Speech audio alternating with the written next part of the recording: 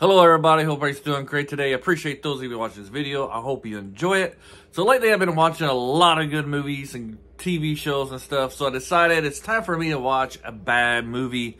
So I decided to watch Sorceress. Now that's not entirely the truth. I do like fantasy shows and movies. And that's probably my main reason I watched this. I was in the mood to watch a fantasy show and I haven't really talked about a fantasy movie in a long time. So I figured, you know, the cover art of Sorceress looks interesting, so let's give it a try. First off, I'd like to say, I don't know why this movie is named Sorceress. It should be named Sorcerer, because there's no sorceress in this movie whatsoever. At least that one I can remember. Unless the woman who gets killed at the very beginning is a sorceress, but she seems to be just like the wife of the sorcerer. So I'm not really sure why it's called Sorceress. Kind of mistitled, misleading, you know, false advertising. Come on, people. But anyways, let's get into this movie, Sorceress. It kind of begins with the woman. She's running away from the sorcerer because he wants to sacrifice her child, or their child. It looks like they were a couple at one time. How they got together, who knows, who cares. But the sorcerer is after her to sacrifice his oldest child. And while he's getting ready to sacrifice his child, he finds out that it's actually twins. He has twin daughters, so he doesn't really know which one's the oldest. Anyways, that doesn't really matter, as the twins are able to escape his grasp, and he spends the next 20 years looking for them. The funny thing about this movie is that these girls were raised as boys, and the movie was directed pretty well and had some good actors. It would have some funny parts with this trope of these girls thinking that they're men. There's a part where they're in a room with these other two guys, and these other two guys are trying to explain to them that they're not really women, not really men, but they're actually women, and they just don't comprehend it. I feel like if it was done well, that would have been a pretty good laugh in this movie. And this movie has a lot of these circumstances where there'd be scenes that if there were better actors, that it would be kind of funny, or, you know, touching and drama-like. Because the acting is really bad on this movie, then this goes over your head and everything falls flat. It really feels like, especially if our two main leads are two twins here, they're actual twins women, that they're just kind of like reading a script, like somebody has a cue card up and they're just trying to read their lines. There's no really any facial expressions going on, any movement that really translate to what they're saying, to how they're acting. And it really does feel like they're reading a book as they're saying their lines. And this is not just our two main characters here. It's pretty much throughout. Excuse me. One thing I have noticed through these bad movies is it seems like the best actors are the villains. Kind of reminds me of like the original Batman series, you know, with Adam West. Is that it seems like the villains were always the better actors than Batman and Robin, and they were like the two that was always on the screen, you know. But they're like their guest stars were always the better actors. It's kind of like, I don't know.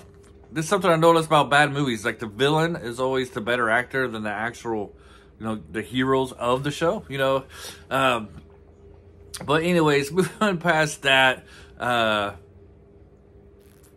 me to finish a movie, I kind of have to like the story. So I did kind of like the storyline of this movie, about these twins, you know, their father trying to sacrifice them to get more power and stuff like that. And then they were basically raised to get revenge for their mother who was killed by their father. And, you know, I like good old revenge stories and stuff like that. You guys got some good action scenes in here, but like I said, because everything is done poorly, everything kind of falls flat.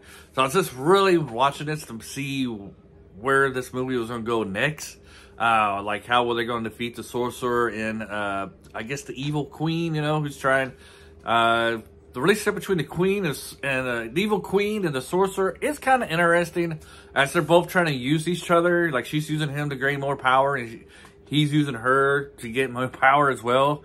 And then, you know, how trying to call upon this magical god type of thing, which is pretty funny in the end. It's just like a illuminated head, and the good God is like a lion type of thing. Actually, you know, even though the special effects wasn't done very well, it probably was like the best part of the movie, to be honest. There at the end, it was kind of done pretty well for the type of movie that it was. I don't know, just kind of they're speechless. Let's just say it's a speechless there for a moment. Just trying to take it away to explain it, but you know, you can kind of tell it's kind of like a cut and paste thing. These two figures out in outer space battling each other, but that's about really all I can really say. Like, this movie is very bad. If you really love fantasy movies, I guess you'd watch it. That's just something like I would recommend with lots of caution here. It's very bad. It's not really, I don't know if this has a cult following or whatsoever, because the acting is not very well done. It's not so, and it's very, like I said, these actors are very wooden.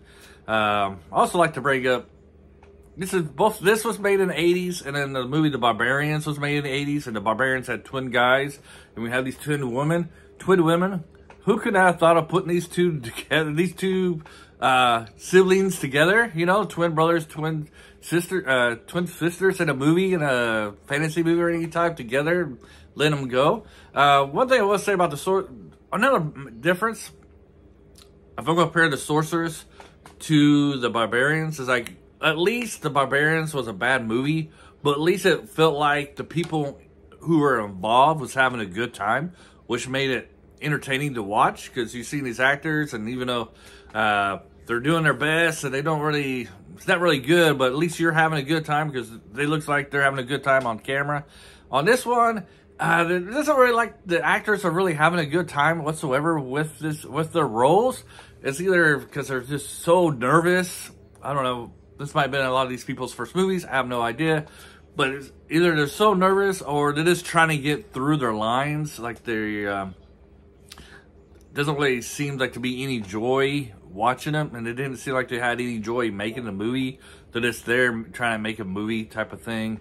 Kind of like the difference, really. You know, I did enjoy, even though Barbarians wasn't the greatest movie, at least I enjoyed it. This one, I didn't really enjoy it. And yeah, I recommend the caution. Unless you're like you might like if you're somebody who likes a lot of skin. Let's just say that. You might enjoy this. Otherwise, it's very hard to get through. The action scenes are very poorly done. Let's just say that. Story, I did like the story though. Getting revenge. That one kind of kept me involved in this. Hope you guys enjoyed this video. Hopefully it was, this review, hopefully it was better than the movie. Who knows with this kind of stuff. Have a great day and bye.